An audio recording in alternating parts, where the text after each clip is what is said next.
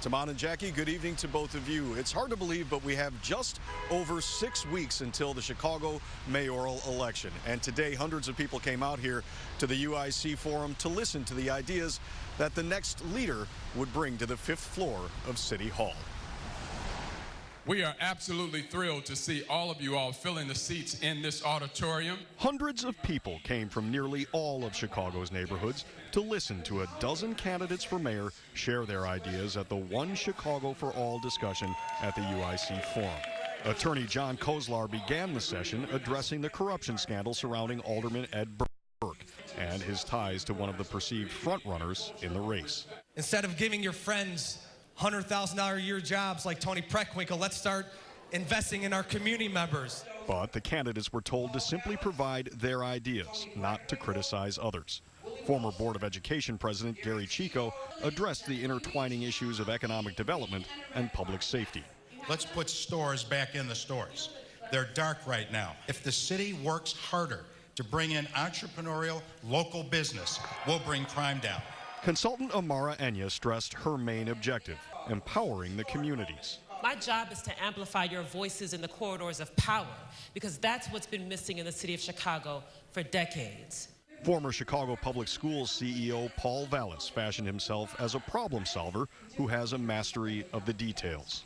40 of the wards have seen no investment, and many are in depression states. And when you have crime rates that exceed that in LA and New York combined, you need a problem solver. Cook County Circuit Court Clerk Dorothy Brown touted her independence. I'm a Democrat, but I'm unbought and I'm unbossed. Cook County Board President Tony Preckwinkle made a personal point on race and policing.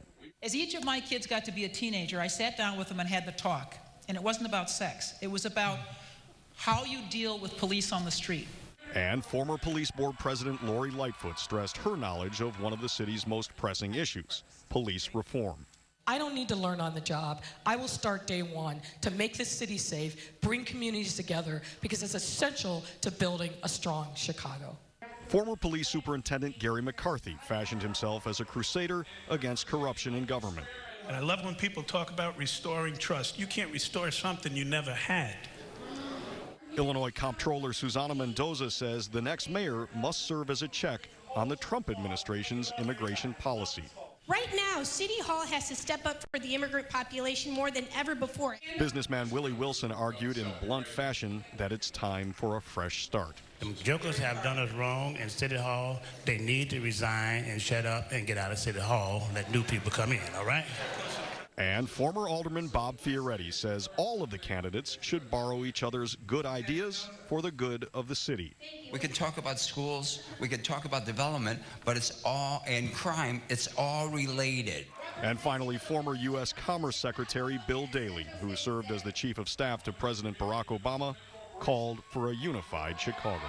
But we cannot, through this campaign, pit neighborhood against neighborhood. We cannot pit Mount Greenwood against the East Garfield or Edgebrook against Englewood. That will destroy this city.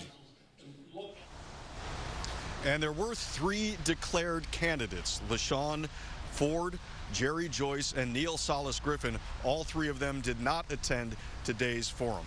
Several of the candidates afterwards made themselves available to reporters for interviews.